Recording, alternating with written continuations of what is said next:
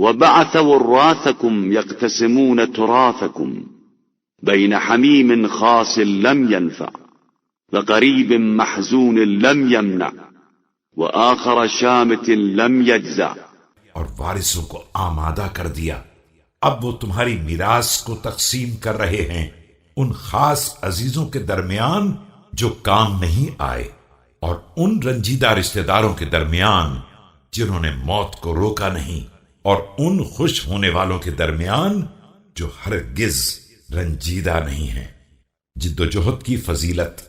فعليكم بالجد والاجتهاد والتأهب والاستعداد والتزود في منزل الزاد، ولا تغرنكم الحياة الدنيا كما غرت من كان قبلكم من الأمم الماضية والقرون الخالية.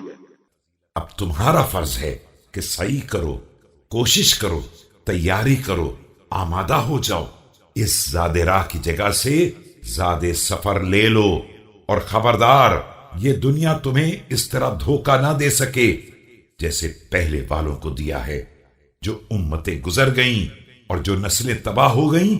الذين احتلبوا درتها وأصابوا غرتها وأفنوا عدتها وأخلقوا جدتها وأصبحت مساكنهم أجداثا وأموالهم ميراثا لا يعرفون من أتاهم ولا يحفلون من بكاهم.